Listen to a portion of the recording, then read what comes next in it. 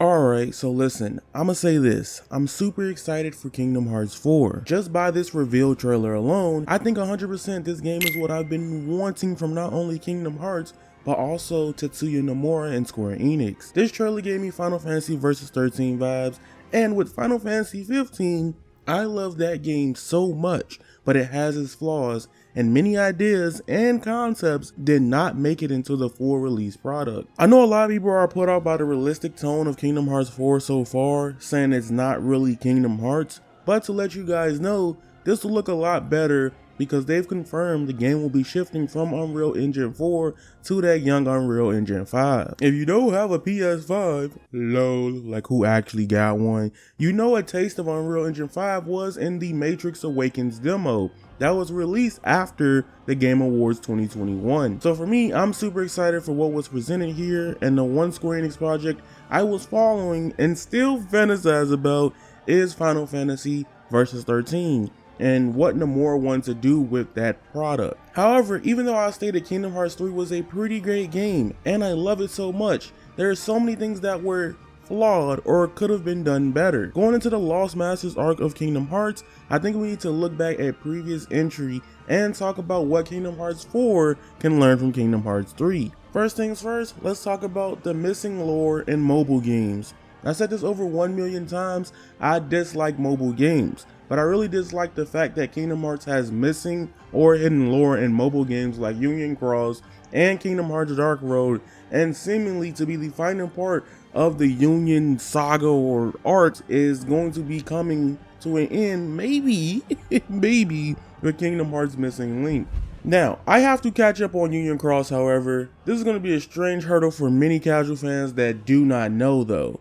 Even though I think the art style and game engine look dope for the current mobile games already released, I think the complete opposite of appeal not being 3D and pretty much cutesy-like approach is another huge turnoff for casual Kingdom Hearts fans, or the fans that think that every game that doesn't have a number in the title is a side game. We're not gonna get into that here, we're gonna leave it alone, talk about that another day. In the Kingdom Hearts 4 trailer, you see Strelitzia, and now many of you probably already went who saw this trailer.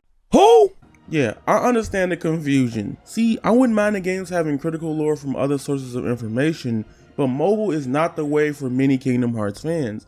I mean, many grew up with PS2 and different platforms, and the first successful mobile game venture from Square Enix was Union Cross with Kingdom Hearts. We don't talk about VCast, alright, leave that alone. So in some cases, telling the fan to just watch the cutscenes on YouTube can be very off-putting as well. Kingdom Hearts 3 implemented heavy Union Cross into the Keyblade graveyard, and I could guess so many people who only play number titles were confused as hell. I think the best solution to tackle this potential hurdle in the future are multiple ways.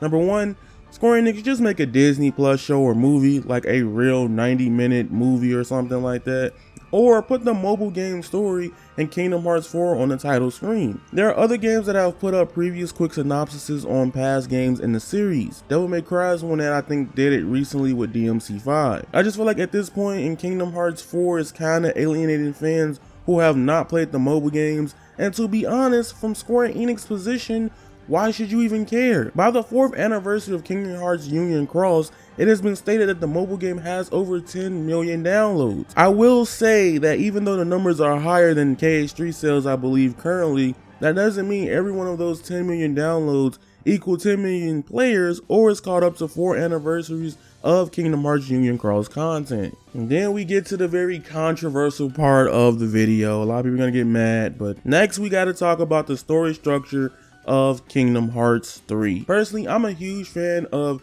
Disney Worlds and Kingdom Hearts, and I mean, I was raised by it, so yeah, I admit there's some bias when it comes to that.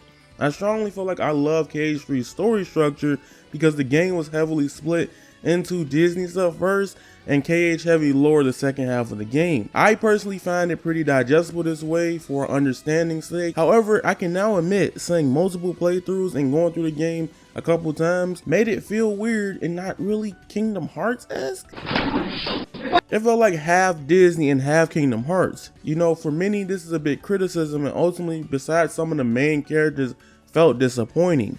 100% most of the worlds felt like Disney dumps with a sprinkle of Organization 13, or KH story lore at the end of them. One can argue the biggest cause for some of these problems was Disney. Their restriction on what they could and couldn't do really makes it feel like a theme park ride rather than the Kingdom Hearts world, especially Arendelle. If you don't really understand what I mean, it kind of felt more commercial in a lot of areas than the essence of older Kingdom Hearts worlds that many love. Another thing though, I wish Birth by Sleep wasn't cut from the main game of KH3. It would have broken things up more, and it would have slowly revealed what happened to Aqua over the course of the game if included into Kingdom Hearts 3, which have made the reveal of her fate a little bit more impactful, assuming they didn't put that in the trailer already, right? Honestly, this is how I felt for a while, but at the end of the day, I'm 100% satisfied with Aqua's purpose in KH3, and I honestly felt like Square did it to add to the 2.8 collection, and to give us a glimpse of KH3 anyway for the long wait. So I'm 100% satisfied.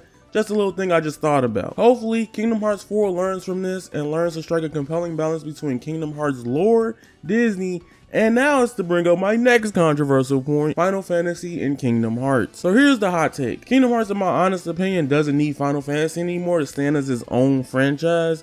However, you presented this in multiple games all the way up to Birth by Sleep back in 2010.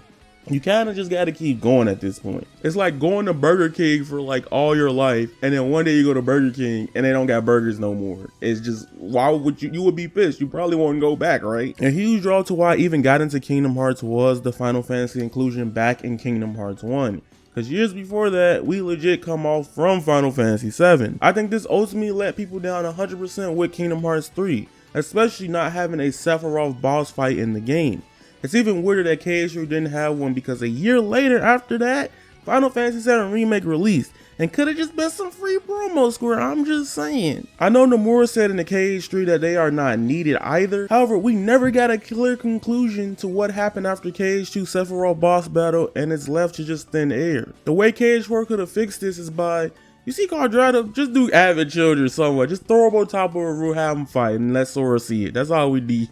I, for one, would love somehow, some way we got Lightning from Final Fantasy 13 into Kingdom Hearts. I feel like this would be the perfect time to include her into the world of Kingdom Hearts. I'd just be 100% happy at that point. You already gave me what I wanted. I'm a big Final Fantasy 13 fan. Roast me later. I like the whole series, and I admit that they all got flaws. Come fight me. I bet you won't. Now, I would say Noctis too, but like we would have potentially 3 Noctises in one Kingdom Hearts game, because Sora kind of looks like him. Yeah, no. And then I would finally comment on Kingdom Hearts 3's combat, but that was from the get-go in the base game. And Remind made it so amazing with the new moves and abilities Sora has gotten.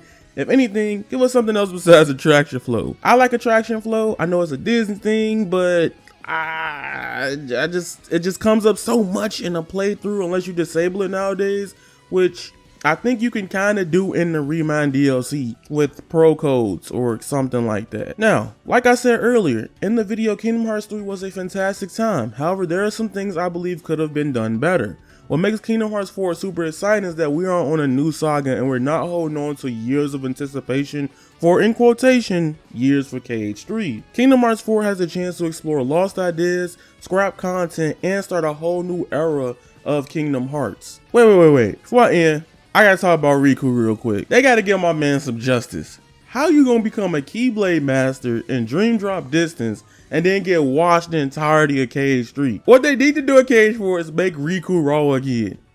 Thank you for coming to my TED Talk. That being said, this is primarily a fighting game and JRPG channel right now. Hit the like button so you can tell me if you want more Kingdom Hearts content, and leave a comment down below on how you feel about Kingdom Hearts 3.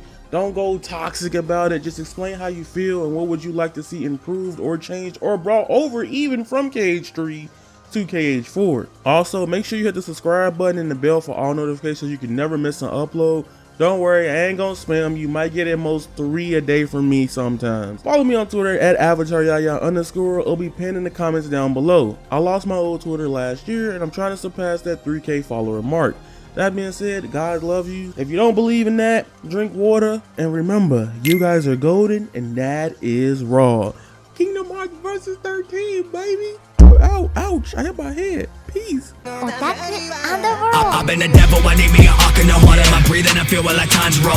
Walking this bitch with a sound, but I won't let you rock it. I keep me a domino. Bitch, I'm a dip and I feel like a sock. Kabuki, stretching that pussy out like it's Pilates. I'm snatching the soul like right out of a body. Fire, I spitting, I'm feeling like Dobby. White bitch, blonde hair, looking like Lucy. She from Kyoshi, I paint her face Suki.